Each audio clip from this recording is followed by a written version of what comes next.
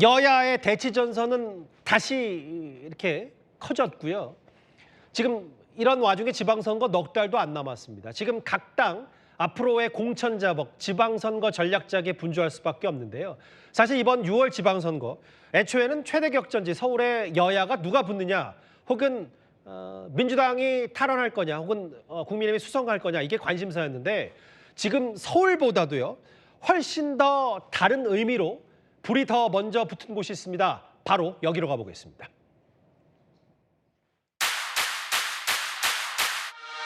상상하지 못하는 집단에 의해서 수갑까지 찼던 사람이지만 1% 미만의 확률을 뚫고 경찰의 수갑을 풀어 헤치고 나왔습니다. 대구에서 혁명을 시작하겠습니다. 편향되고 왜곡된 정치 탄압의 심판이 아니라 대구와 대한민국을 사랑하는 대구 시민의 엄정한 평가와 심판을 받겠습니다. 박정희 대통령이 시작했던 그 실용의 길, 산업화의 길 위에서 새로운 대구, 더 나은 미래를 열겠습니다. 저는 박근혜 대통령으로부터 정치는 신의가 기본이고 정치니 한 약속은 반드시 지켜야 된다고 배웠습니다. 이제 우리는 다시 일어서야 합니다. 예, 제 옆에요. 국민의힘 취재하는 정치부 손인혜 기자 나와 있습니다. 손 기자, 아까 화면에 봤듯이 네. 오늘 이진숙 전 방통위원장도 대구시장 출사표 던졌는데 지금 제가 손으로 다 헤아릴 수 없는데 몇 명이나 지금 야권에서 대구시장 출사표 던진 거예요? 네, 대구시장 경선 시작하기도 전에 정말 열기가 뜨거운데요. 그러네요. 국민의힘 쪽에서만요, 이 공식 출마 선언한 사람부터 거론되는 인물까지 10명이 다 돼갑니다. 예. 보시면은 주호영, 추경호, 윤재옥, 유영아 의원, 그리고 말씀하신 이진숙 전 위원장도 눈에 보입니다. 예, 이게 뭐 이진숙 전 방통위원장과 홍석준 전 위원 정도 빼놓으면 뭐 주호영, 추경호, 윤재옥 다 대구에서 재선 이상했던 네. 꽤 중진 의원들인데 그걸 한번 따져보니까 뭐 저도 한번 기사 찾아보니까 대구 현역 의원이 대략 한 12명 되는데 네. 여기에서 5명이나 저렇게 대구시장에 도전장을 던졌어요. 이게 뭐 이례적이라면 이례적일 수 있는데 이렇게 출마 러시가 이어지는 이유가 왜 그런 겁니까? 네, 한마디로 말씀드리면요, 이 국민의힘에게 대구시장은 되는 판이라고 할 수 있습니다. 되는 판이다. 네. 예. 일단 경선만 통과하면 당선은 따놓은 자리라는 건데요. 예. 그런데 이제 지지율 선두는 그렇다 치고 이 하위권 후보자들 같은 경우에는 대체 왜 출마하는 걸까 물어보니까요. 이 모든 정치인은 일단 출마를 결심할 때는 그래도 내가 당선될 것이라는 기대감으로 나온다고 하더라고요. 그렇겠죠. 예. 네.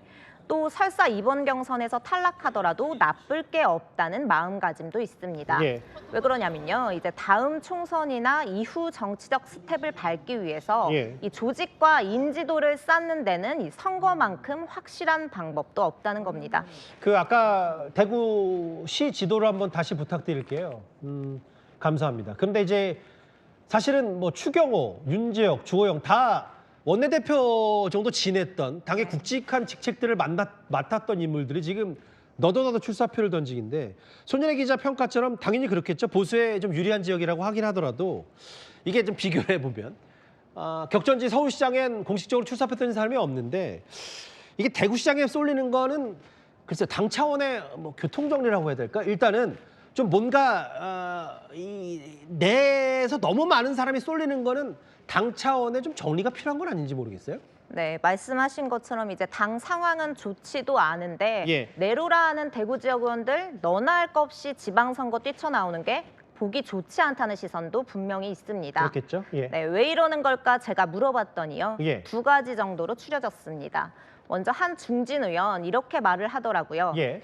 원래 같으면 지도부에서 먼저 교통 정리를 해야 되는데 지금 장동혁 지도부가 그만한 그립감이 있겠냐는 겁니다. 아하, 예. 네, 두 번째로는요. 장동혁 대표 스타일상 누구 선거에 나오고 누구는 나오지 마라. 이렇게 간섭하는 성정이 아니라고 하더라고요. 뭐 그럴 수도 있겠죠. 예. 네, 바꿔 말하면 오히려 교통 정리를 하는 게 뒷말이 나오고 또 심하면 문제가 될 수도 있기 때문에 예. 선거를 나름 원칙적으로 치른다고도 볼 수 있을 것 같습니다. 무슨 말인지 알겠어요. 내부 기류가 그렇다. 다만 뭐 겉에서 봤을 때 너무 대구시장에만 쏠리는 거에 대한 비판 목소리는 당 내부에서 당연히 인식하고 있을 텐데요. 저희가 대구시장 아무래도 제일 불이 붙다 보니까 여론조사들이 좀 많아서 저희가 좀 중간 정리를 해보려고 해요. 이게 가장 최근에 2월 6일부터 8일까지 조사된 그런데 물론 뭐 여기 국민의힘이 만약에 후보 경선을 치른다면 저 빨간색의 추경호, 주호영, 유영아 저런 예비 후보들이 합치면 당연히 김부겸 전 총리보단 많겠지만 그럼에도 민주당 파란색 김부겸 전 총리의 지지율도 좀 눈에 띄고요. 또 하나 보겠습니다. 오늘 출사표를 던진 이진숙 전 방통위원장이 21%. 이건 뭐 작년 가을쯤에 이제 조사된 거고요. 당시엔 또 이진숙 전 위원장이 이제 추석 전후로 해서 뭐 긴급 체포 이 논란도 있었기 때문에 아마 여러 여론조사들이 그런 걸 겹쳤을 텐데 이진숙 전 위원장 지지율과 혹은 김부겸 전 총리 지지율 이런 것도 눈에는 띄는 것 같아요. 네. 이진숙 전 위원장 지금 지지율 잘 나오고 있는데요. 여기에 말씀하신 것처럼 이제 여성 가점도 받을 수 있을 것으로 보입니다. 예. 네. 또 오늘 공천관리위원장으로 임명된 이정현 대표가 정해야 할 일이긴 하지만요. 예. 이 현역 의원 같은 경우에 다소 페널티를 받게 될 가능성도 있습니다. 예. 이런 경우에 이 전 위원장에게 더 유리해지는 거죠. 예.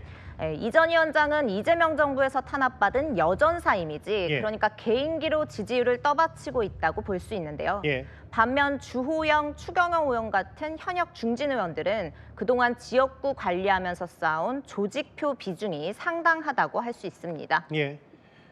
이게 어제도 저희가 그 장도혁 대표가 대구를 갔을 때 여러 대구 여론을 뭐 대표적인 목소리 들어봤는데 오늘 배우미 기자가 실제 대구 여론, 대구 시장 선거를 바라보는 목소리를 취재했습니다. 직접 한번 들어볼까요? 제일 우선적인 경제지요. 그러니까 저 지하철이나 저 밑에 가보면은 전부 다 공실 가게가 너무나 많고. 근데 지금 대구 경기가 너무 안 좋아요. 진짜 책임감 있고 끝까지 해주실 분만 됐으면 좋겠습니다.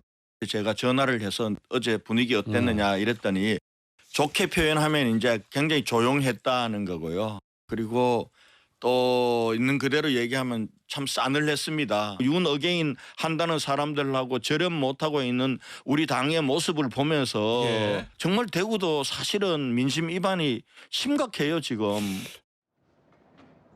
마찬가지로 대구가 지역구인 권영진 의원의 쓴소리까지. 물론 뭐 손윤혜 기자의 평가처럼 당연히 대구가 국민의힘 뭐 보수 인사들에겐 되는 판일 수 있는데 사실 그마저도 흔들린다는 건 국민의힘에게 네. 뭐 다소간이라도 물론 뭐 실제 당선 여부와 민심은 또 다를 수 있지만 그마저도 지금 쉽지 않다 흔들린다라는 표현이 나오는 건 제1야당으로서 좀 더 좀 생각을 해볼 여지는 있는 것 같거든요. 네, 맞습니다. 말씀하신 것처럼 대구 민심은요. 주호영 의원이 지난해 말에 대구에서 한 이 말을 보시면 좀 감을 잡으실 수 있을 것 같습니다. 어떤 말 했나요, 조호영 의원이? 윤석열 전 대통령을 아주 강하게 비판했습니다. 이 폭정을 거듭해서 탄핵 사유가 충분하다고 했으니까 상당히 센 발언이었고 많은 의원들이 놀라기도 했습니다. 예. 이때 제가 대구 지역의 한 의원에게 물어보니까요. 취재를 했군요. 예. 네. 이 대구 민심조차도 윤 전 대통령과 선긋지 못하는 이 장동혁 지도부의 비판적이라서 주 의원이 이 여론에 올라탄 거라는 거였습니다. 물론 반론도 만만치는 않습니다. 이 주 의원의 말은 대구 민심과는 동떨어진 얘기다. 주 의원이 본선 전략을 경선에서 잘못 썼다는 건데요.